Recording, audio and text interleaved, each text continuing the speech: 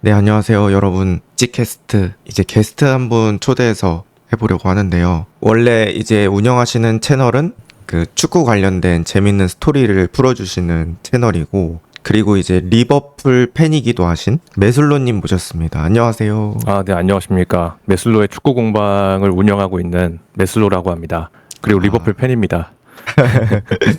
채널은 어떤 거 주로 업로드 하시는지 간단하게 소개만 부탁드려도 될까요? 보통 이제 최근에 이슈되는 그런 축구 관련 이야기보다는 과거에 있었던 어떤 축구 역사 혹은 뭐 스토리 이런 것들을 좀 다룬다라고 생각하시면 되는데, 그 중에서도 좀 재미있는 케이스나 좀 특이한 케이스들을 많이 다루려고 노력을 하고 있어요. 네.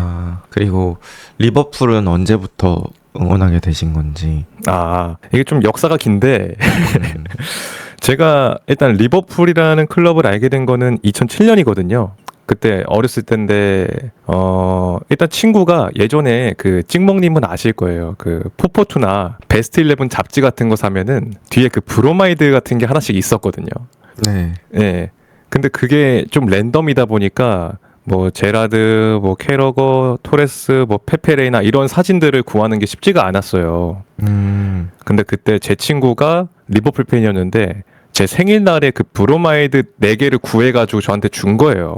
그러니까 저도 그거를 이제 제 방에 붙여놓고 계속해서 이제 생활을 했는데, 이게 사람의 그 눈에 많이 띄면은 또 그 정이 생긴다고. 그때 많은 분들이 맨유 팬이셨는데 이제 저 같은 경우는 그걸 보고 리버풀 팬으로 자연스럽게 이게 녹아들기 시작했죠. 그래서 이제 0809 때부터는 경기도 이제 몇 번 챙겨 보면서 응원을 하다가 어느샌가 지금 여기까지 오게 됐네요. 네. 그러면 리버풀에서 제일 좋아하는 선수는 제라드인가요?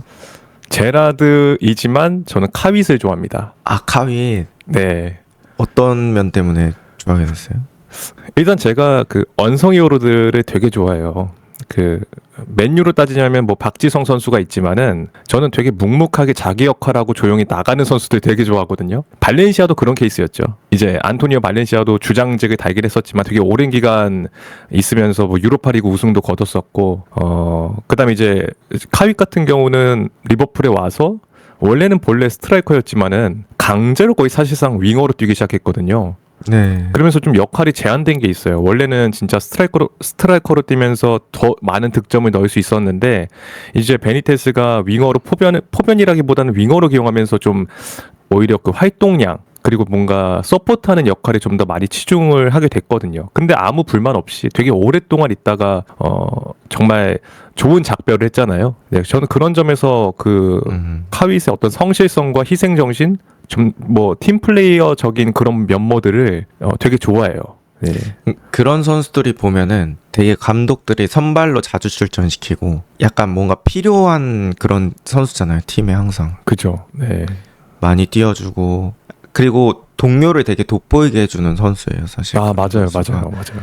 있어야 뭐 수비도 끌리고. 저도 그래서 그런 류의 선수를 좋아하는데, 우리나라로 따지면 약간 이재성 선수가 그죠. 예. 그런 느낌이잖아요. 뭐 공격형 미드필더 자리에 뛰지만 뭐 앞쪽에서 진짜 많이 띄워주고. 네. 그래서 이제 동료들이 더 편하게 축구할 수 있게. 제가 예전에도 그 김민재 선수가 인터뷰한 거 봤는데, 우리 국대에서 진짜 필요한 선수가 이재성 선수다 뭐 이렇게 인터뷰하는 것도 봐가지고, 그런 선수의 또 중요성.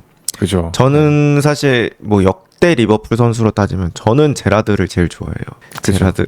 그러니까 약간 제가 94년생인데 우리 때 그 리버풀은 그냥 제라드가 되게 상징성이 있고, 저는 리버풀에 암흑기도 막 있었던 그런 세대라서, 그때 제라드는 뭐 국대도 계속 뽑히기도 했고 세계적으로도 되게 유명한 선수였는데, 그런 상황에 팀 안 떠나고 뭔가 계속 남아있으면서 꾸준한 활약 보여줬잖아요.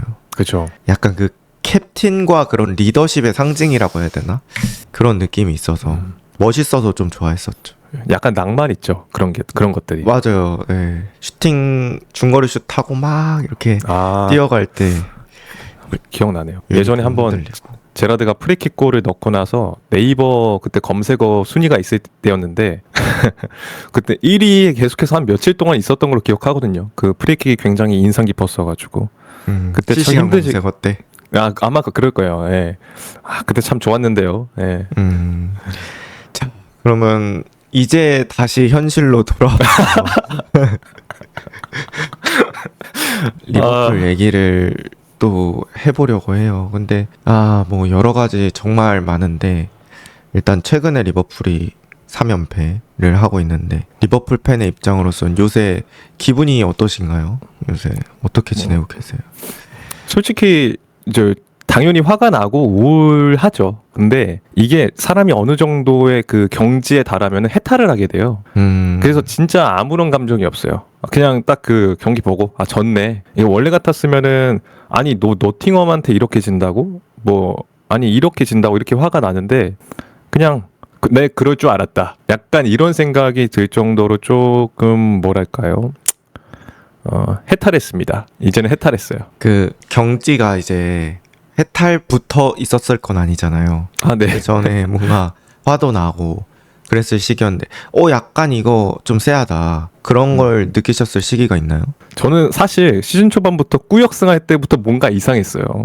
이게 리버풀 정도의 체급이면 초반에 만나는 팀들이 뭐 어려운 상대가 있다고 하더라도 찍어 눌러야 된다고 전 생각을 했거든요. 그리고 지난 시즌에도 완전히 찍어 누르는 그런 모습들이 많았으니까.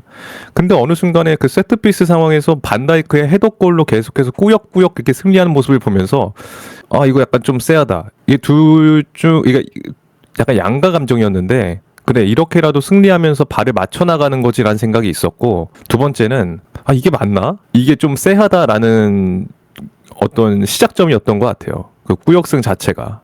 저도 그 리버풀이 초반 5연승 할 때 경기력이 엄청 좋게 이긴 건 아니잖아요. 그죠. 네. 그래가지고 이게 저는 어쨌든 승리를 계속하면은 분위기가 좋아지면서 그 속에서 흐름을 찾을 거라고 생각을 했거든요.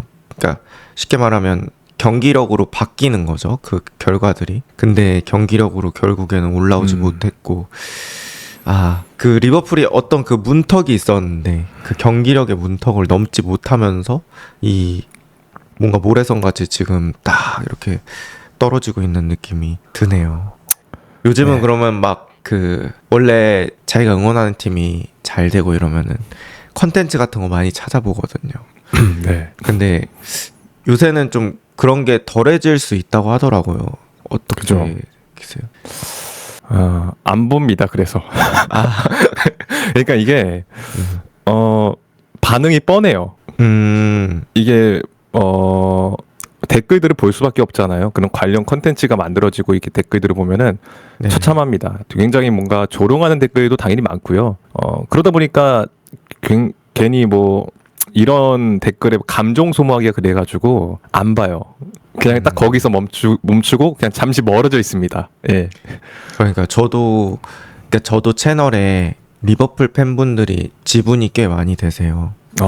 제가 느꼈을 때 그냥 제 체감적으로는 토트넘 팬분들 제일 많으시고 그 다음에 리버풀 팬분들 그 다음에 이제 이렇게 있으신 것 같은데 요새 많이 안 보이세요. 그러니까 네. 제가 조용합니다. 네. 네, 그래도 이제 리버풀 영상 올리면 댓글도 많이 달아주시고 하는데 요새는 잘 안 보이시고, 제가 봤을 땐 약간 그런 게 있는 것 같아요. 우리 국대도 약간 뭐 하다가 성적 안 좋고 뭐 분위기 안 좋고 하면 약간 관심이 줄어들 때가 있잖아요. 이게 네. 한두 번 지면 이제 그때는 화가 나가지고 막 관련된 것도 찾아보고 왜 졌는지 막 이런 것도 하는데, 한두 번이 아니라 이런 식으로 길어지게 되면 그런 관심도도 조금 떨어지는 게 있는 것 같습니다. 자, 그러면 이제 메인 디쉬를 하나씩 얘기를 해봐야 될 것 같은데 네.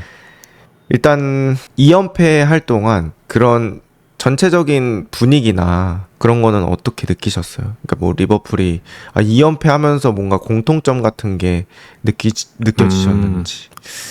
일단은 그 공통점이라고 하면은 선수들이 좀 무기력해 보인다라는 그게 좀 있었던 것 같아요. 이게 일단 안필드에서 2연전이었잖아요. 안필드면은 그래도 선수들이 좀 죽기 살기로 뛰는 어떠한, 저는 그 콥들의 성지라고 생각을 하는데, 맞아요.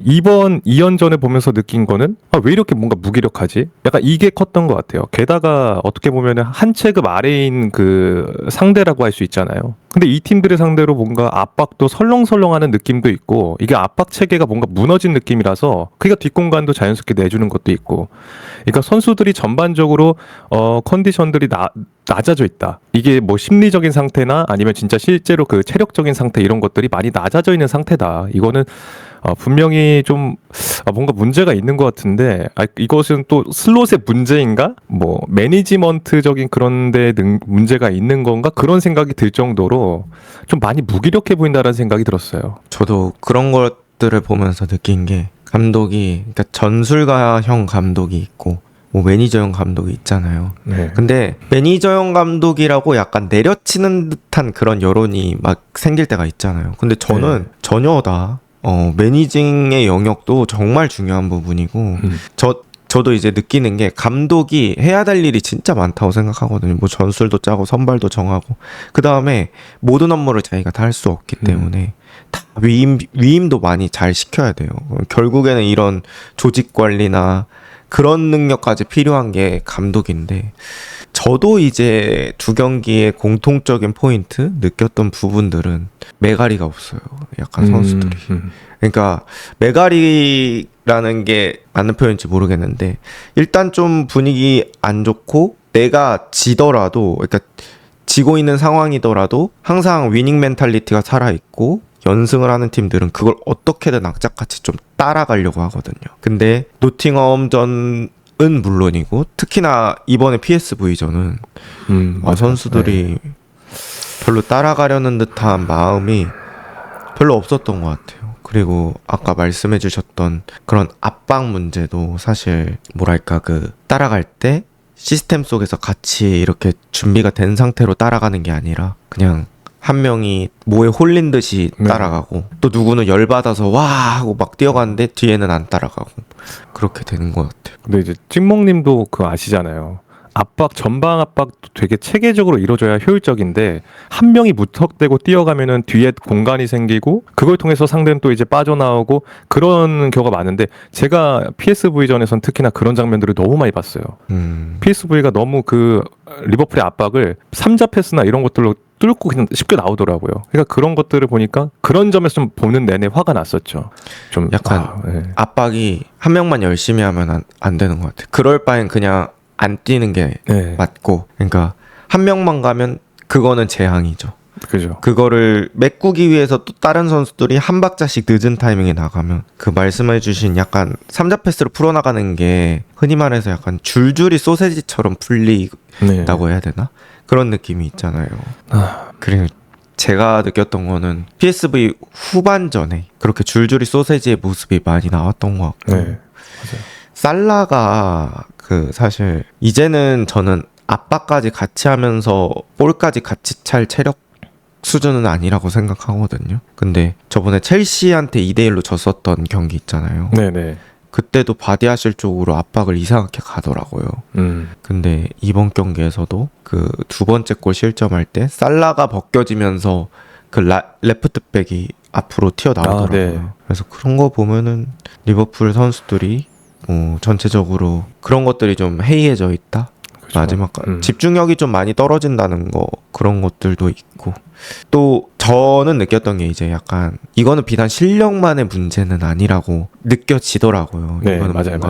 분위기나 정신적인 부분 그런 것들이 있다고 생각하는데 슬롯님은 어떻게 느끼셨어요?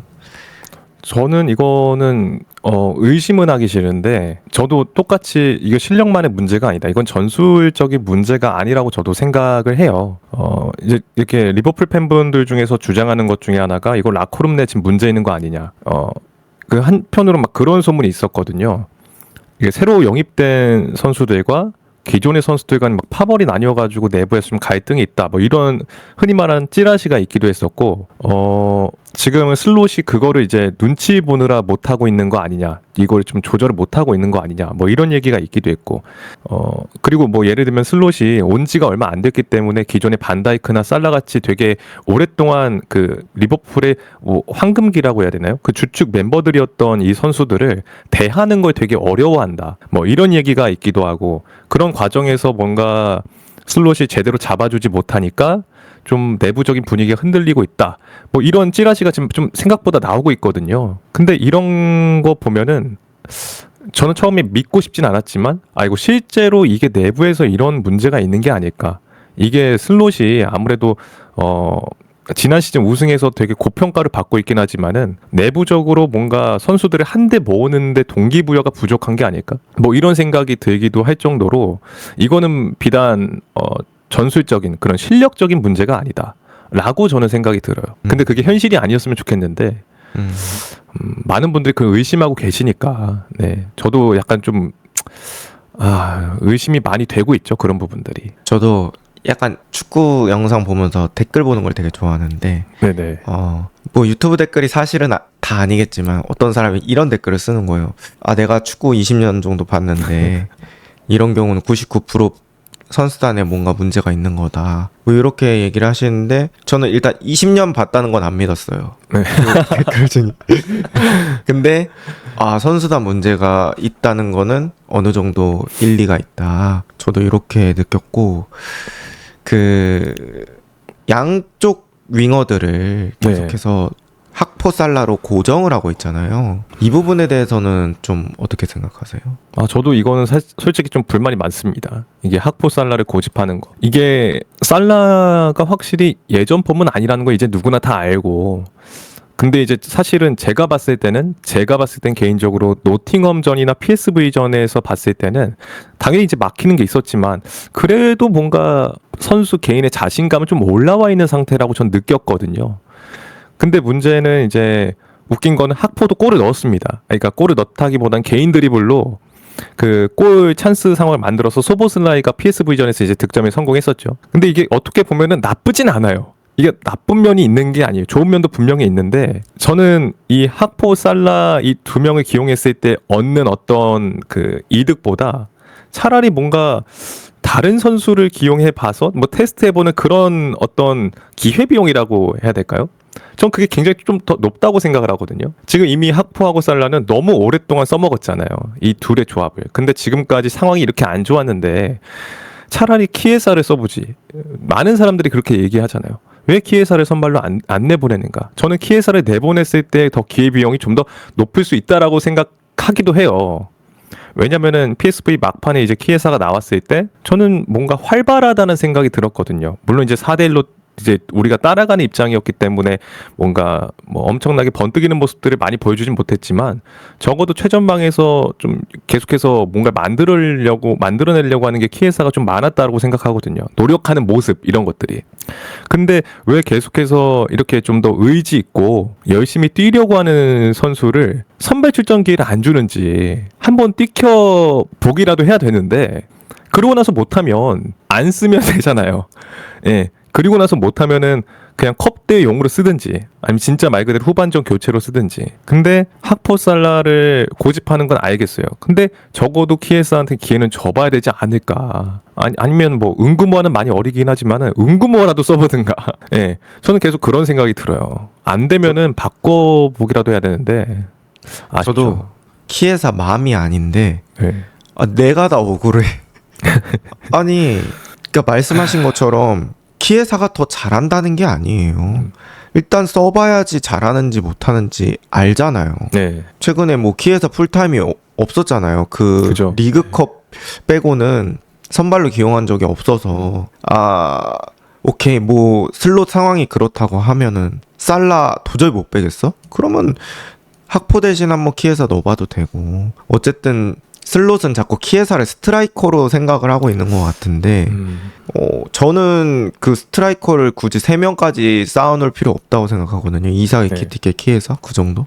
그리고 키에사가 나왔을 때 말씀해주신 것처럼 좀 활발한 모습이 있었고 지금 리버풀이 부족한 건 어떻게 보면 에너지고. 네. 그리고 제가 느꼈을 때는 뭐 그런 게 별로 건강한 경쟁 체제는 아니라고 생각하거든요. 네. 사실 비니시우스도 레알 마드리드 알론소 감독 왔을 때 그 클럽 월드컵 때부터 경쟁하는 모습 후에 이제 그 시즌 시작하고 나서 폼이 올라오고 막 그런 사건들이 있었거든요. 네. 그런 걸 보면은 어쨌든 잘하는 선수든 못하는 선수든 내가 언제든 주전 밀릴 수 있다는 그런 긴장감을 감독이 하여금 좀 심어주는 게 중요하다고 생각하거든요. 네. 그래야 주전 선수들도 실력이 올라요. 발전하고. 근데 이거 누구는 철밥통이고 누구는 열심히 하고 어느 정도 준비가 된 것 같은데 기회조차 못 받고. 그러니까 맞아요. 결과의 평등을 해달라는 게 아니잖아요. 기회 평등을 보장해달라는 건데 이제 그게 안 되는 게 네. 저도 이제 제3자 입장에서 보면 좀 답답한 부분인 것 같고요. 또 윙어 얘기를 하다 보니까 케르케즈랑 같이 이제 묶어서 또 얘기를 해보려고 해요. 학포랑 케르케즈 호흡 어떻게 네. 보십니까? 정말 안 맞습니다. 아. 이거는 뭐 제가 진짜 딱 단정지어서 말씀을 드릴 수 있을 것 같아요. 제가 케르케즈 학포 이 라인을 그래도 좀 많이 믿었었는데 도대체 이 둘의 조합이 뭐가 장점이 있는지는 모르겠어요. 이게 제가 또 전술적으로도 마찬가지고 정말 하고 싶은 얘기가 많거든요. 우선 학포를 이야기하기 전에 케르케즈 이야기를 해야 되는데 저는 경기를 볼 때마다 느끼는 건 케르케즈가 정말 열심히 뛰긴 해요. 근데 영향력이 제로예요. 그러니까 경기에 미치는 이게 선수마다 영향력이 있잖아요. 근데 케르케즈가 0이라고 하는 이유가 뭐냐면 제가 제가 약간 좀 색안경을 끼고 봐서 그런 걸 수도 있는데 좀 이걸 감안해 주시긴 해야 돼요. 제가 색안경을 끼고 있을 수도 있어가지고 케르케즈한테 선수들이 패스를 안 하는 것 같아요. 불안해서. 저도 공감해요. 예. 케르케즈한테 볼이 가면은 뭔가 이상하게 저도 보는 사람들도 약간 불안한 느낌이 들거든요. 볼 처리 부분이나 아니면 이제 아무래도 체구가 작다 보니까 상대와의 경합에서 넘어진다라든지 그러면서 상대한테 찬스를 내줄 수가 있으니까. 그러니까 이제 케르케즈한테 볼이 안 가죠. 그러면은 반다이크는 이렇게 보다가 저쪽에 이제 뭐 흐라벤베르한테 주거나 우측에 있는 뭐 기존에 지금 부상으로 안 나죠. 뭐 프림퐁이라든지 아니면 브래들리한테 이게 볼을 주고 그러면은 공격이 또 우측에 과부하가 되고 좌측에서는 학포가 1대1만 계속해서 시도하고 케르케즈는 오버래핑 하는데 학포가 오버래핑하는 케르케즈한테도 또 볼을 안 주거든요. 그렇게 되면은 좌측에서는 그냥 한 명을 빼고 시작하는 느낌이 드는 거예요, 저는. 그러니까 이 친구가 이제 리버풀에서 뛸 만한 레벨이 아닌가? 라는 이렇게 생각이 들 정도로 지금 케르케즈가 리버풀에서 미치고 있는 영향력은 좀 제로에 가깝다. 0에 수렴한다. 라고 이렇게 말씀을 좀 드리고 싶고요. 그리고 그러다 보니까 자연스럽게 학포 케르케즈 라인이 큰 메리트가 없어요. 이번에 PSV전만 보더라도 열의 9은 학포가 공을 잡고 뒤에 케르케즈가 언더래핑을 가거나 아니면 오버래핑을 하는데 볼을 안 줘요. 그리고 이제 학포가 1대1 치다가 뭐 찬스를 만들어낸다든지 뺏기거나 그러면 그 뺏긴 상황에서 케르케즈는 오버래핑을 한 상황이기 때문에 수비를 하기 위해서 또 수비 진영까지 뛰어갑니다. 너무 비효율적이에요. 그러다 보니까 마지막 4번째 실점이 그런 장면에서 나왔거든요. 그때도 그 경기 그것도 보면은 케르케즈가 볼 달라고 손 내밀면서 이렇게 달라고 하는데 학포가 컷백한 다음에 가운데 있는 동료한테 주려다가 차단당했거든요. 그러니까 이제 케르케즈가 있는 원래 지켜야 되는 공간이 비어 있으니까 상대가 그쪽으로 또 패스를 보내요. 이제 반다이크가 그거 커버하려고 뛰어가고 꼭 코나테가 또 하나 또 땡겨져서 커버하려고 또 뛰어가고 그러다 보니까 커티스 존스가 이제 그쪽 지역이 좀 붕 뜬 느낌이죠. 그 중앙 또 비어 있고 그렇게 되면서 중거리 이제 실점을 내줬는데 저는 이런 것들을 보니까 너무 비효율적이다 이거. 동선 자체가 느낀 게 일단은 케르케즈랑 학포 둘이 술자리 한번 해야 될 것 같아요. 맞아요. 둘이 좀 서로 불만도 얘기하고 뭔가 진대라고 하죠.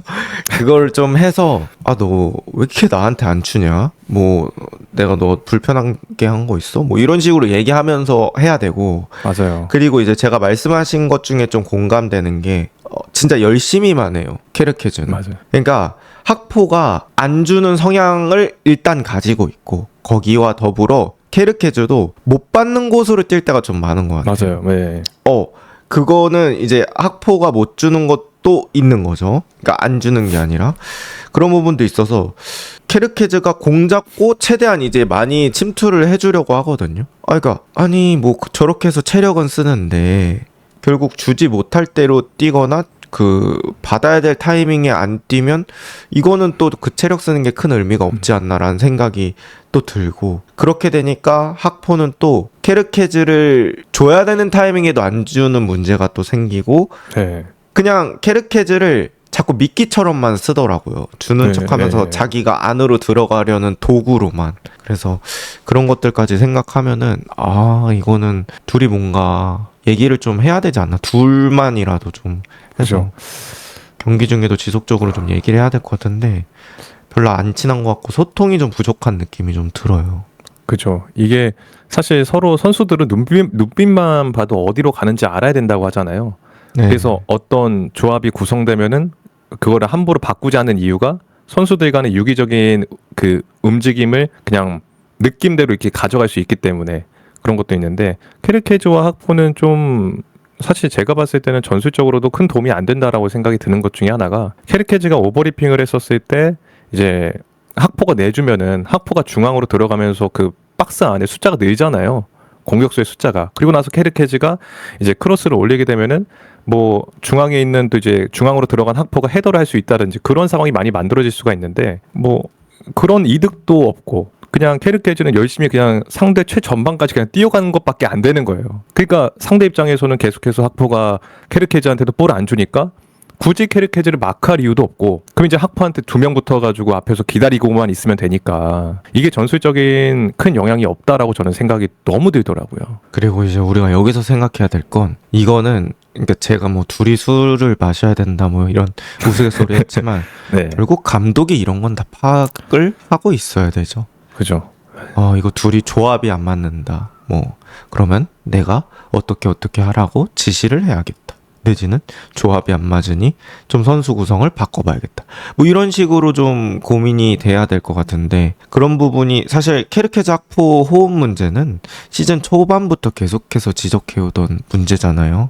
네, 근데 이제 그런 것들이 계속 해결이 안 되고 있다는 건 그렇게 좋은 사인이 아닌 것 같고 이렇게 하다 보니까 또 생각나는 게 이제 슬롯이죠.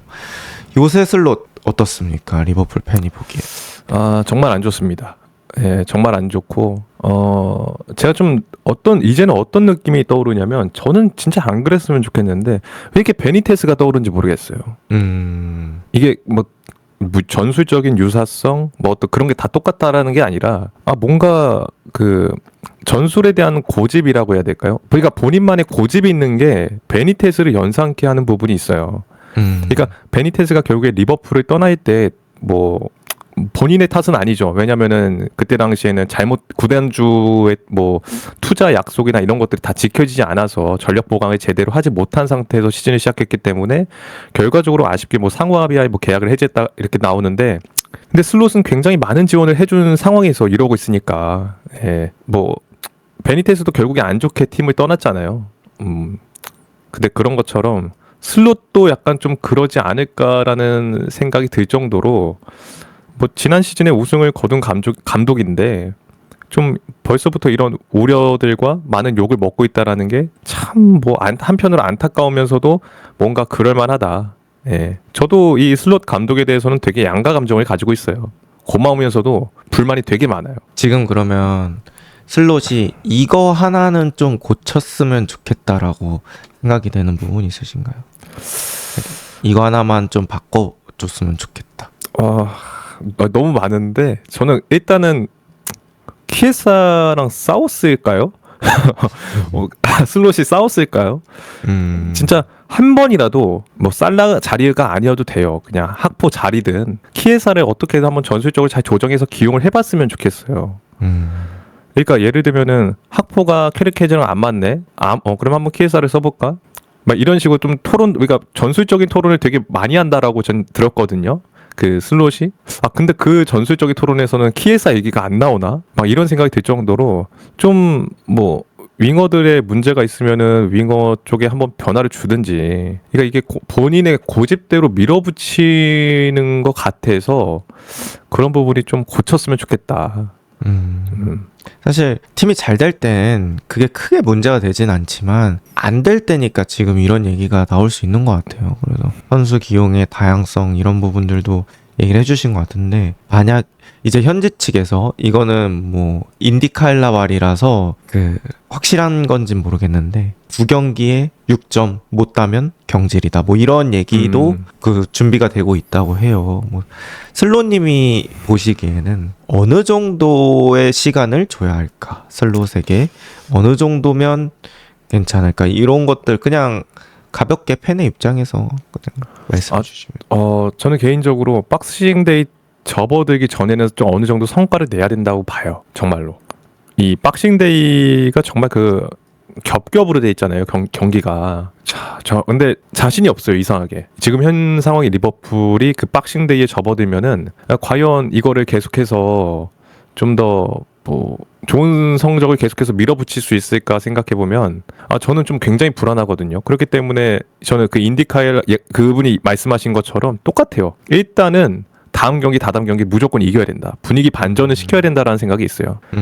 일단은 그리고 다음 웨스트햄전이기 때문에 쉬운 상대가 될지 모르겠지만은 그래도 체급은 아래잖아요. 좀 강등권 가깝게 있기도 하고 이겨야 된다라고 저는 생각을 하고요. 좀 근데 그것마저 못 이기면 큰일 나는 거죠. 그때는 이제 어쩔 수 없이 경질해야 되는 거고. 리버풀이 웨스트햄 상대로 제가 조사한 걸로 따지면 최근에 9경기에서 패배가 없어요. 8승 1무인가 그렇거든요. 네. 그러니까 이거는 상성상으로도 리버풀이 웨스트햄한테 되게 유리한데 진짜 말 그대로 여기서까지 깨진다고 하면은 여론이 그냥 완전히 그쪽으로 쏠리게 될 것 같아요. 맞아요. 근데 불안해요, 사실은. 그래서 슬롯에 대한 생각도 한번 여쭤봤고 이제 경기를 조금 자세하게 한번 보자면 네. 이번 경기에서 아쉬웠던 부분들이 있을까요? 뭐 이번 경기나 아니면 노팅엄전까지 포함해서. 아쉬웠던 부분은 그냥 그러니까 그 안필드에서의 연속 대패. 그거는 좀 뭔가 마음이 좀 너무 아프더라고요. 그러니까 전술적인 뭐 경기 세세한 그런 부분 말고 그냥 안필드에서 저렇게 30점 이상을 내주고 연패를 당했다. 이게 그 전 경기인 맨시티 저는 그럴 만했어요. 맨시티가 너무 잘하고 이제 올라오고 있으니까. 그래 이거는 그럴 수 있다. 리버풀의 상황이 많이 안 좋기도 하고. 근데 이제 노팅엄한테 3실점 패배에다가 지금 이제 PSV한테 4실점. 이게 그것도 안필드에서 이게 안필드가 주는 그 중압감이 있잖아요. 그 많은 선수들 인터뷰를 보면은 입장했을 때 그 빨간색 그 아우라가 이게 보이면서 깃발들이 이게 완전히 날리고 그다음에 유인에버 워컬론 이게 부르는데 거기서 이제 받는 압박감이 상대 선수들로 하여금 엄청나다라고 얘기하거든요. 그리고 그게 또 반대로 리버풀 선수들한테는 그 위닝 멘탈리티를 좀 더 고양시키는 어떤 분위기 또 형성해주고. 근데 이 안필드에서 그렇게 두 경기 연속으로 대패를 했다라는 게 너무 마음이 아프죠.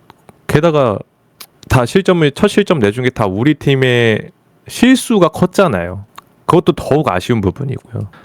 리버풀이 사실 실수를 그렇게 많이 하는 팀은 저는 아니었다고 생각을 하는데 네. 특히나 그러니까 어쨌든 본인들이 앞으로 나가려면 자기 실수는 일단 없는 건 기본으로 깔고 가야 되잖아요. 본인들의 패스미스라든지 수비적인 실수라든지. 근데 이제 그런 부분들이 요새 많이 생기고 있고 특히나 저는 이제 거기서 코나테를 좀 얘기를 하고 싶어요. 네. 코나테가 사실 지난 시즌은 되게 좋은 모습 많이 보여줬고 약간 저는 반다이크의 호위무사 같은 느낌이 있었거든요. 반다이크가 리버풀의 최후방을 다 막아주면 코나테가 좀 앞으로 가서 신체적으로 필요한 능력을 잘 사용해줬다고 생각을 하는데 글쎄요. 최근에는 뭐 정말 실점에 연관되는 실수를 계속하고 있어서 야 이거는 너무 심하지 않나? 그리고 리버풀이 마침 또 지금 센터백이 없어가지고 코나테를 빼고 넣을 선수가 마땅치가 않아서 이게 또 암울한 상황인 것 같아요. 코나테는 어떻게 보시나요?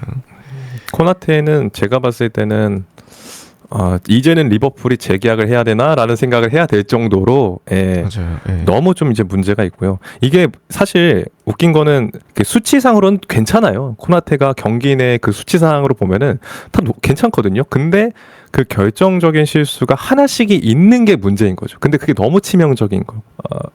그러니까 본인이 열심히 하더라도 그 하나 큰 실수 때문에 그 한 경기에서 본인의 활약상을 완전히 지워버리는 그 최근에 그런 모습들이 계속해서 보여지고 있거든요. 특히나 이제 시즌 초반에도 이제 여러 실점의 빌미를 제공하는 그런 대형 실수를 저지른 적도 있었고 해가지고 뭐 글쎄요. 저는 코나테 이렇게 하면 자기가 가고 싶다고 하는 레알은 절대 못 간다고 생각합니다. 예. 그냥 전반적으로 뭔가 아쉽다? 그냥 진짜 아쉽다? 그냥 그 생각이 그냥 딱 들어요. 예. 그러게요. 이렇게까지 뭐 지난 시즌에 비해서 떨어진 선수들이 많긴 한데 저는 그 폭으로 봤을 때는 가장 큰 폭으로 기량이 하락하지 않았나 싶습니다. 그 다음에 이제 또 실점 이후에 어쨌든 한 골을 만회하긴 했잖아요. PSV. 네. 그러고 나서 이제 리버풀이 어느 정도 주도하는 상황들이 있었죠. 그때는 어떻게 보셨나요? 저는 굉장히 긍정적으로 봤어요. 이게 많은 분들이 반다이크와 살라, 아무래도 이제 베테랑들, 팀을 지탱하고 있는 지금 베테랑들이 부진한 거, 오늘 저번에 이제 PSV 경기에서 조금, 안 좋게 평가되는 부분이 많더라고요. 그리고 심지어 반다이크 같은 경우에는 이제 핸드볼을 했으니까. 근데 저는 개인적으로 그게 그렇게 크게 눈에 들어오진 않았어요. 그만큼 충분히 리버풀에게는 앞서 나갈 수 있는 기회가 저는 있었다라고 생각을 하거든요. 정확하게 그 전반 20분 이후, 그러니까 이제 실점을 내주고 나서 계속해서 리버풀이 밀어붙이는 분위기가 전반전 내내 이어졌었고, 그 안에서 좀 득점을 이제 만들어냈어야 되는데 일단 따라가긴 했죠. 소보슬라이가 이제 득점을 성공시키면서. 그러면서 PSV가 어느 순간부터 라인을 올렸었는데 두 줄 수비로 대응하기 시작하더라고요. 이게 저는 그게 이제 기세라고 생각이 들거든요. 이거 리버풀이 지금 계속 밀어붙인다. 야, 우리 지금 내려앉아야 된다, 이거. 큰일 나다, 이거 실점 내준다. 그러니까 PSV가 당당하게 나왔지만은 어느 순간은 쫄아가지고 점점 뒤로 밀리는. 그래서 저는 그때 득점을 넣었어야 되지 않나라고 생각을 해요. 정말 밀어붙이는 구간이 있었거든요. 오랫동안. 맞아. 원래 축구가 또 흐름이고. 근데 이제 저는 리버풀한테 이제 그 부분에서 좀 아쉽다고 생각하는 부분이 상대가 내려앉아 버리면 거기에서 좀 그 해법을 아직도 못 찾고 있는 것 같아요. 약간 잘하는 팀들은 그 가운데서 쪼개기가 되거든요. 네. 짧게 썰어가면서 만드는 그런 플레이가 있는데 사실 리버풀의 주무기는 그런 것보다는 뭐 에너지 바탕으로 압박하고 그 다음에 역습 나갈 때 와다다다다다 약간 특공대 같은 느낌으로 뛰어가고 그런 걸로 차이를 벌렸던 팀이라서 또 요새는 리버풀 상대하는 팀들이 뭐 어느 정도 그런 대응 방법을 알아서 네. 좀 수비적으로 플레이할 때가 또 있는 것 같아요. 그죠? 맞습니다. 그러니까 다 내려앉는 것 같아요. 그러니까 지금까지 데이터 봤을 때 리버풀이 이렇게 내려앉으면 얘네 고전한다. 뭐 살라도 예전품 같지가 않고 뭐 크랙의 면모도 없고 이렇게 내려앉으면은 어차피 깨부술 게 없다. 그래서 경기를 잘 보면 소보슬라이가 답답한 나머지 중거리를 때리는 건지 모르겠는데 계속해서 이게 찬스가 나면은 중거리 시도를 계속 하더라고요. 이게 어떻게 보면은 이 수비 블록이 깨지지가 않으니까 어떻게든 그 답답함을 토로하는 그 울분이 섞인 슈팅이 아니었나라고 저는 생각을 하는데, 아직까지 수비 블록을 파괴하는 그런 구체적인 방법들이 나오고 있는 것 같지는 않아요. 그냥 선수들한테 맡기는 느낌이 좀 강하다고 할까요? 뭐 저도 이제 축구를 보면서 느끼는 게 그런 밀집 수비를 보통 깰 때는 사실 가운데는 뚫기 힘들더라고요. 너무 수비가 많다 보니까. 네. 그러면 이제 측면에서 변수가 나오면서 그런 것들이 하나씩 깨질 때가 있거든요. 근데 지금 역설적으로 리버풀은 측면이 좀 많이 약하다고 해야 되나?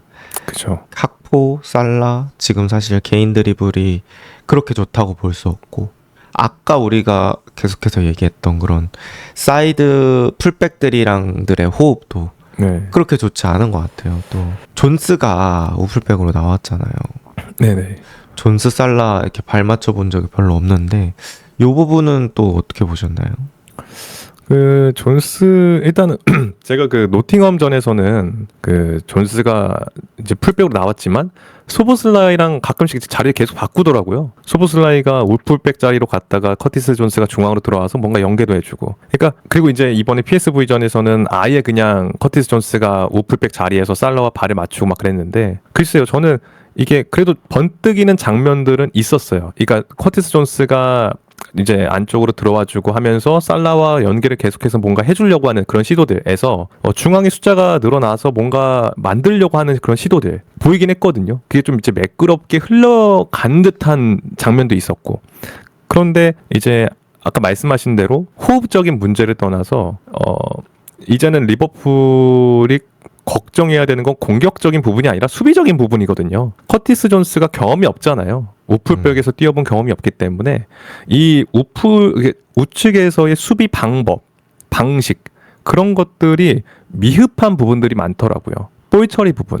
아무래도 본인이 원래 중앙에서 뛰다가 측면으로 이제 옮긴 거기 때문에 공간이 더욱 좁아질 수밖에 없잖아요. 사이드 라인이 이렇게 있으니까.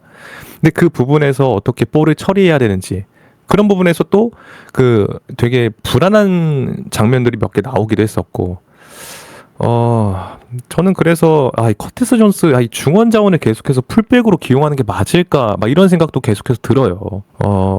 결국에는 소보도 PSV 전에서 득점을 했고, 예. 그게 제가 봤을 땐 소보슬라이였기 때문에 넣었다고 생각을 하거든요. 거기 있었기 때문에. 근데 그런 자원을 풀백으로 쓴다? 그리고 이제 커티스 존스도 결국엔 중원 자원인데 지금 우풀백에 기용했는데 이렇게 불안한 모습도 간간히 보여주는데 써야 되나? 근데 또 막상 또 쓸 사람은 없고, 이게 저는 또 계속된 그 어떤 순환, 악순환이라고 생각을 합니다. 모르겠어요. 이건 정말 저도 미칠 것 같아요. 그러니까 리버풀이 해결해야 되는데 그 해결하지 못하는 그런 걸림돌들이 있는 그런 위치들이 있어요. 그러니까 라이트백이 저도 이제 미드필더 계속 끌어다 쓰는 거는 좀 자원 낭비인 것 같기도 하고, 말씀 주신 것처럼 그 사용하는 방향이 좀 다르다고 해야 되나? 그러니까 미드필더들은 보통 가운데서 잡기 때문에 전 지역이 뚫려 있는 경우가 많고, 네. 근데 이제 사이드 자원들은 결국 그 사이드 라인까지 포함하면 엄청 좁은 공간을 사용해야 될 때가 있잖아요. 또 직선적인 움직임이 강조될 때가 많고, 네. 그러다 보니까 그런 부분에서 조금 차이가 있는데, 이제 어쨌든 그렇다고 해서 진짜 말하는 것처럼 우풀백이 쓸 선수가 없어. 고메즈를 우풀백으로 쓰자니 그럼 센터백이 서브가 한 명도 없어지는 건데. 그러니까요. 그냥 첩첩산중입니다, 진짜로. 네. 엔도 우풀백도 그 초반에 본머스전인가? 네. 있었는데 그것도 뭐 거의 실패로 돌아갔다고 네. 봐야 될 것 같고. 그러다 보니까 진짜 어려운 상황이네요. 부상까지 또 섞여 있다 보니까. 이게 결국에는 센터백의 영입에 실패한 게 아무래도 그게 시작점이 아니었나 싶어요. 제가 봤을 때는. 자, 그러면 그래도 이제 마음이 좀 가는 선수가 있을 거잖아요. 최근에 그래도 그나마 좀 네. 자기 몫을 해주고 있는 선수. 그런 선수는 누구라고 생각하세요? 찍먹님이 소보맘이라고 하셨잖아요. 근데 그 이유를 알겠어요. 저도 소보슬라이가 진짜 그나마 정말 그 1.5인분을 해준다고 생각은 해요. 이게 뭐 공격 포인트로 뭔가 증명이 되지 않는 경기장에서의 그런 영향력들이 저는 소보슬라이가 엄청나다고 생각하거든요. 일단 활동량이 엄청납니다. 엄청나고 그냥 뭔가 본인이 그러니까 뭐라고 해야 되지? 아까 두 줄 수비를 내렸다고 했을 때 뭐 중거리 슈팅을 때린다고 하잖아요. 근데 그것도 보면은 정확하게 골문으로 가긴 하거든요. 보통 그렇게 슈팅 차는 선수들 중에서 그냥 날아가는 경우가 많은데, 또 소보슬라이는 딱 정확하게 강하게 어떻게든 딱 이렇게 골문 쪽으로 그 슈팅을 보내기도 하고. 그러니까 본인이 진짜 그 답답한 거는 알겠는데 경기장 안에서의 그 영향력 자체가 저는 좀 높다고 평가를 하고 싶어요. 움직이는 거, 패스해주는 거, 그 다음에 뭔가 안 풀리니까 자기가 가서 이제 풀어주는 거, 마치 뭔가 뭐 남이 쌓아놓은 똥을 막 치우는 것 마냥 네. 본인이 진짜 다 그러고 있다라고 저는 생각을 하거든요. 소보슬라이는 남이 싼 거 진짜 잘 치워줘요. 네. 근데 소보슬라이가 싼 똥을 다른 선수가 안 치워줘서 네. 저는 오히려 그래서 소보슬라이가 욕먹은 시기가 있었다고 생각해요. 그러니까 소보는 남의 거 치워주는데 다른 선수들은 소보만큼 그렇게 커버링이 안 되니까 네. 그런 부분들이 저는 있다고 생각을 하고, 아까 카윗 좋아한다고 하셨잖아요. 네네네. 약간 소보슬라이도 네, 그런 맞습니다. 요소를 가지고 있죠. 네. 진짜 그러니까 아무런 불만 없이 하라니까 하고 그냥 열심히 뛰고, 지금 뭐 소보슬라이가 그렇다고 했지만 언해피가 있나요? 없잖아요. 그냥 진짜 성실하게 열심히 뛰고, 뭐 세트피스 상황에서도 자기가 볼 뿌려주고, 그냥 진짜 묵묵하게 진짜 열심히 뛰는 모습이 말씀하신 대로 카윗을 연상케 할 때가 있어요. 예. 그러니까 그런 플레이 스타일 가진 선수들은 이것도 입도 잘 안 털어요. 맞아요. 그러니까 이상하게 그래요. 그러니까 약간 제가 진짜 저는 이제 실제로 공을 많이 차거든요, 취미로. 네. 그러면 공 차면서 성격이 보여요. 그 축구할 때도. 그러니까 희생적으로 하는 사람들은 뭐 경기장 밖에서도 그런 부분을 막 많이 말 안 해요. 근데 욕심이 많고 이렇게 플레이하는 사람들은 어쨌든 자기가 돋보이고 싶으니까 그러면서 이제 약간 주변 사람들한테 피해를 줄 때도 있고 막 그런 게 느껴지거든요. 근데 약간 그 소보슬라이나 카위트 이런 선수들 보면은 어쨌든 나의 희생으로 팀이 조금 한 발 더 앞으로 나아갈 수 있다면 막 이런 마인드가 네. 기본적으로 되게 깔려 있는 것 같아서 저는 그래서 좋아했었어요, 사실. 그러니까 그래서 소보만 선언을 했던 건데 뭐 소보슬라이가 같은 선수가 다른 선수들이 다 공을 잘 찰 때는 사실 뭐 그 정도로 돋보이지 않을 수 있다고 생각합니다. 그때는 뭔가 알아줘야지 되는 선수라고 생각해요. 네. 약간 언성이 어로처럼 이 선수가 언급이 안 되니까 그렇죠. 이렇게 언급을 해서 끌어올려야 그 임팩트를 제대로 알려줄 수 있는데 이런 상황에서는 소보슬라이의 존재감이 정말 어마어마한 것 같습니다. 그렇죠. 요즘엔 빠지면 또 그 존재가 그 역체감이라고 하죠. 흔히 말하는 저는 소보가 역체감이 요즘에 좀 커졌다라고 봐요. 없으면은 그 소보만큼 뛰어줄 수 있는 선수가 없고 또 뭔가 어떤 슈팅의 묵직함, 킥력 이런 것들을 또 커버할 수 있는 선수가 저는 또 없다고 보거든요. 네, 그래서 지금은 소중한 선수라고 이렇게 말씀을 드리고 싶네요. 그러면 반면에 요즘 좀 서운한 선수는 어떻게 될까요? 이게 그 많은 분들이 이제 뭐 많은 분들께서 살라를 이야기하고 또 이번 경기에서는 뭐 반다이크를 이야기하시는 분들이 계십니다. 근데 저는 이 둘보다 더한 선수가 있다라고 생각을 해요. 예. 코나테도 아니고, 예, 코나테도 있긴 하지만 코나테는 그냥 좀 그렇고 케르케즈. 이 진짜 너무 이 선수한테도 미안한데요. 이런 이야기를 하는 것 자체가 어쨌든 우리 선수잖아요. 그래도 경기장에서는 열심히 뛰니까 또 한편으로는 마음이 아프기도 한데 너무 비효율적인 움직임을 가져갈 때가 많아요. 예, 너무 비효율적이고 이제 호흡도 호흡인데 그 수비 불안 문제가 그 굉장히 크다고 생각하거든요. 이번에 PSV 경기에서도 두 번째 실점 장면을 보면은 물론 이제 PSV 선수가 잘 찔러준 것도 있지만은 케르케즈가 마크를 그 맨투맨을 하는 선수였어요. 근데 몸싸움을 제대로 하지 못했단 말이죠. 그러면서 실점이 들어갔고 또 이제 어떻게는 학포가 이제 오버래핑하는 그 케르케즈한테 볼을 줘가지고 케르케즈가 가끔씩 이게 크로스를 올리는 상황이 있거든요. 정확하지가 않아요. 예.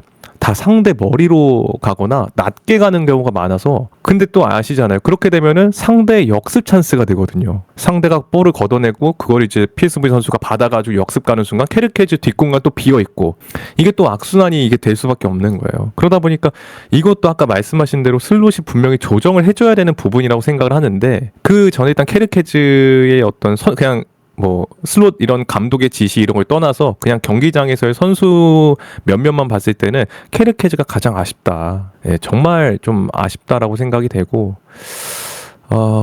뭔가 말씀하신 대로 축구 지능이라고 해야 될까요? 지능적인 부분? 로보랑 비교해 봤을 때는 확실히 좀 차이가 있는 것 같아요. 안정감에 대한 차이가. 저도 로버트슨을 떠올리면 사실 로버트슨이 오랜 기간 사랑받았던 이유는 어떤 에너제틱한 모습, 열정적인 모습 때문이었다고 생각을 했거든요. 그리고 우리 이미지 속에는 약간 불기차라고 해야 되나?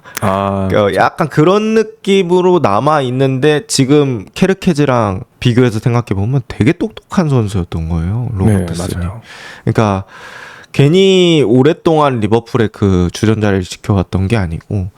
그리고 이제 로버트슨이 그렇게 파워풀하게 뛰는 것도 결국에는 그런 지능이 있었기 때문에 효율적으로 뛸 수 있고 그 결과를 보여줬다고 생각을 하는데 저도 느낀 거는 이제 케르케즈가 지난 시즌 리그 베스트를 수상했었는데 그때 본머스 전술에는 뭐 잘 맞았을 수도 있겠지만 뭐 순수 수비력 같은 경우에도 이번 시즌 초반에도 좀 지적이 됐었거든요. 뭐 저는 공중볼 처리할 때 좀 아쉽다고 느꼈던 게 그 떨어지는 낙구 지점을 잘 체크를 하지는 못하는 것 같아요.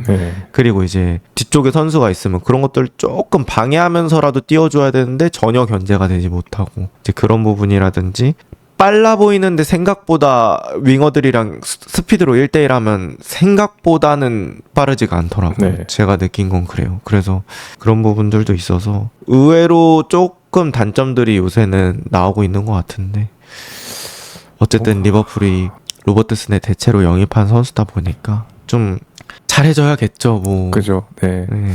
좀 그러니까 제가 캐르케즈를 보면서 느끼는 건 요령이 필요해요. 요령. 그러니까 뭐 반칙을 얻어내는 거 이런 것도 다 이게 요령이 될 수가 있잖아요. 근데 캐르케즈는 너무 성실하게 뛰기만 해요. 제 눈에는 그냥 뭔가 이렇게 노련미가 없다고 해야 되나? 그러니까 나이가 어리기 때문에 그런 걸 수도 있겠지만 뭔가 로버트슨도 경쟁자지만 좀 튜터를 받아야 될 것 같다는 생각이 너무 많이 들더라고요. 그래서 제가 처음에 말씀드린 게 아직 캐르케즈가 아직 리버풀에서 뛸 만한 레벨이 안 된 것 같다. 그 전술적인 그런 수행을 할 수 있을 만큼의 지능 정도가 올라온 것 같지가 않다. 이건 튜터를 좀 잘 받아야 되는 부분이라고 생각을 합니다. 약간 몸이 고생하는 스타일이죠. 아, 그죠. 네. 네. 조금 더 그런 걸 잡아주면 저도 약간 로버트슨의 뇌라고 표현을 하거든요. 그러니까 로버트슨의 뇌를 좀 이식받으면 네. 좀 나아질 것 같은데 볼 처리할 때도 저는 커뮤니티 실드 결승에서도 좀 느꼈던 게 캐르케즈가 사이드에 자기가 압박당하면 볼을 좀 버려버리는 경향들이 좀 있거든요. 그래서 그런 부분들도 사실 그러니까 킥력 물론 중요하죠. 근데 이제 그런 거는 저는 어쨌든 판단력에 관련된 부분이 더 많다고 생각을 하기 때문에 그런 부분들도 좀 개선이 되어야 될 것 같습니다. 그 다음 이제 에키티케가 잘 하다가 그래도 좀 적극적으로 하다가 나간 그런 느낌이 네. 있거든요. 에키티케는 어떻게 보셨어요? 저는 근데 전반전에 에키티케를 굉장히 좋게 봤어요. 그러니까 뭔가 저는 경기를 항상 보면서 느끼는 게 이삭과 에키티케가 플레이 스타일이 완전히 다르고, 예, 확실히 다르고. 근데 이제 저는 그 중에 에키티케가 낫다라고 생각하는 부분은 중앙에서 버텨주는 거라고 생각을 하거든요. 전반전도 보면은 그 PSV가 계속 밀리면서 두 줄 수비를 하고 있는 상황인데 에키티케가 중앙에서 그걸 버티면서 어떻게든 만들어 주려고 해요. 그리고 자기가 터치를 하나 더 가져가면서 수비를 녹여가지고 사이드에서 찬스 같은 것도 만들어내고 그러니까 이제 후반전에 60분쯤에 에키티케가 결국에는 일단 뭐 등허리 쪽에 뭔가 그 통증을 호소하면서 나갔는데 그게 너무 아쉬울 정도로 계속해서 경기장에서 뭔가 만들어내려고 하는 노력들이 보였거든요. 그러니까 에키티케의 선수 개인의 컨디션은 올라와 있는 것 같아요. 팀의 그 컨디션이 좀 저하되어 있는 것과 다르게 에키티케 개인의 컨디션은 좀 올라와 있기 때문에 계속해서 뭔가 고군분투하는 장면들이 뭔가 많이 나왔었고 가벼워 보였습니다. 굉장히 가벼워 보였고 뭐 에키티케였기 때문에 뭐 슈팅으로 연결했던 그런 장면들도 있는 것 같고요. 가장 활발하지 않았나 생각해요. 소보슬라이 다음으로. 예. 저는 에키티케가 좋은 게 슈팅을 많이 해요. 네. 그러니까 옛날에 그 황의조 선수가 네. 그 별로 유명하지 않았을 때 약간 신인 시절이라고 해야 되나? 그때 이제 교체로 투입돼가지고 기존에 있던 공격수들보다 슈팅을 더 많이 때렸대요. 10분인가 교체됐었는데 10분 정도 뛰었는데 그래서 김학범 감독의 눈에 든 거예요. 그때부터 황의조 선수를 많이 기용하다가 이제 황의조 선수가 결국에는 아시안 게임까지 가고 막 그랬었잖아요. 네. 그러니까 그런 것들을 봤을 때 저는 공격수의 슈팅 생산 능력도 되게 중요하다고 생각하거든요.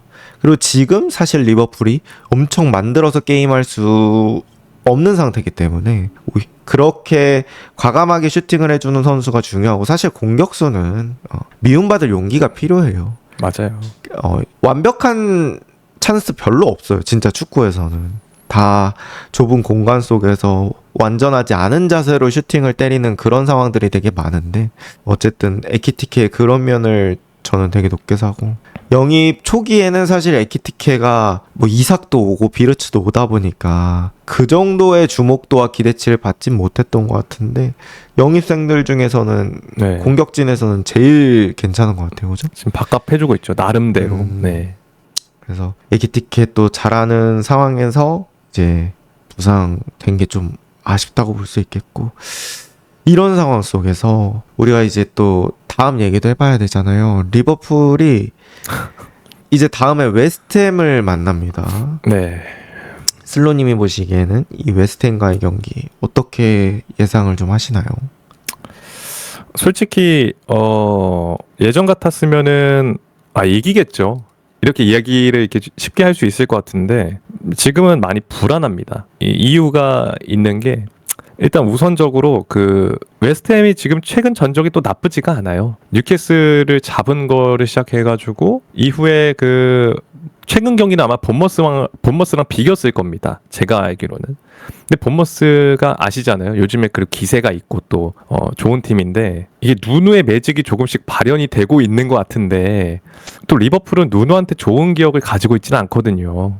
예전에 노팅엄을 이끌고 있을 때 그 노팅엄에게 제가 기억하기로는 허드슨 오도이가 그 뒷공간을 잘 파고 들어가가지고 득점을 성공하면서 결국에는 리버풀이 졌던 걸로 기억을 하는데 지금 현재 리버풀이 가장 큰 단점이 수비 조직력 그리고 이제 복귀할 때 수비 복귀 속도 이런 건데 지금 누누가 웨스트햄도 그런 전술들을 계속해서 이식시키고 있는 걸로 알고 있거든요.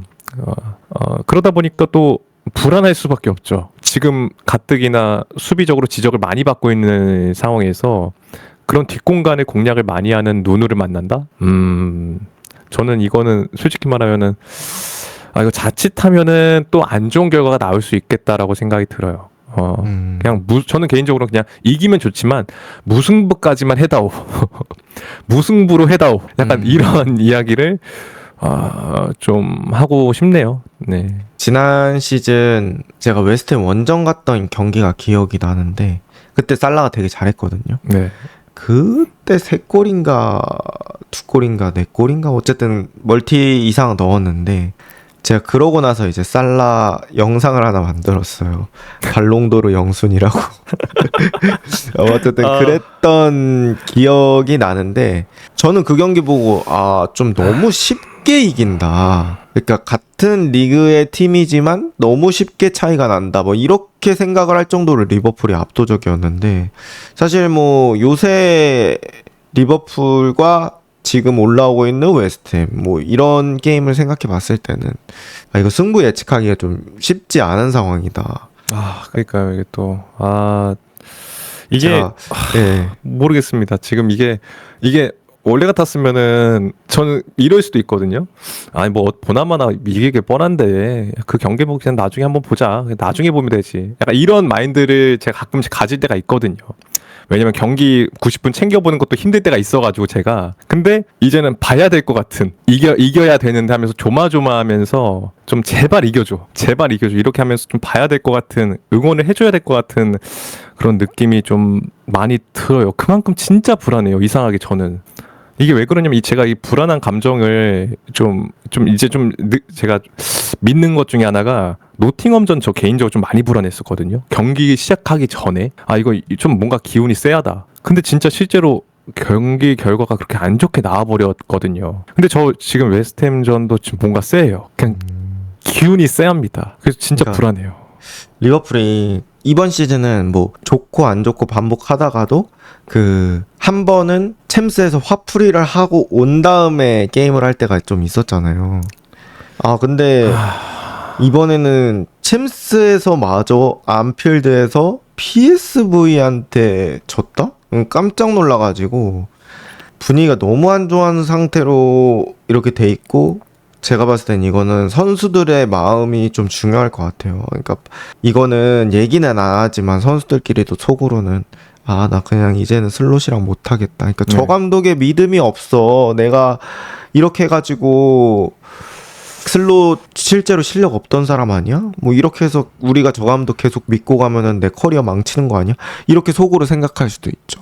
네. 그래가지고 그래 지금 바깥에 보니까 여론도 그렇게 안 좋은데 만약에 우리가 이렇게 해서 이겨버리면 또 될 수도 그러니까 목숨이 보전될 수도 있으니까 막 이러면서 선수들끼리 뭐 얘기는 안 할 수 있더라도 막 그런 상황이 생길 수도 있잖아요. 네. 그래서 모르겠습니다. 이게 슬롯이 거의 뭐 목숨이 걸린 경기라고 볼 수 있을 것 같은데 맞아요. 네. 슬롯은 자리를 보존하려고 하고 싶겠지만 사실 분위기 자체가 너무 좋지 않아가지고 그렇죠. 그리고 최근에 웨스트햄이 윌슨이 살아났어요. 칼럼 윌슨이. 노장의 칼럼 품격. 윌슨이 약간 우리 팀이면 글쎄인데 그죠. 상대 팀일 때 되게 치명적인 그런 느낌의 선수잖아요. 그리고 이제 FM에서는 이제 앞에 특유의 칭호를 붙이고 있는 그런 이제 선수죠. 네. 그렇기도 하고 또 아레올라가 요새 괜찮거든요. 아, 네. 지난 경기에서 1대1 세이브도 많이 하고 그렇게 좋은 모습 보여줘가지고 제가 봤을 때는 또 진짜 쉽지 않은 경기가 될 것 같고 그렇습니다. 웨스트햄전은 뭐 저는 어쨌든 그냥 흐름으로 보자면 내려앉은 상황에서 카운터를 좀 준비할 것 같고 네. 그런 상황에서 리버풀이 그 카운터를 어떻게 대응할지 그리고 그 내려앉은 수비를 어떻게 깰지 이게 또 중요한 부분이 될 것 같습니다. 개인적으로는 로버트슨이 나왔으면 좋겠습니다. 예.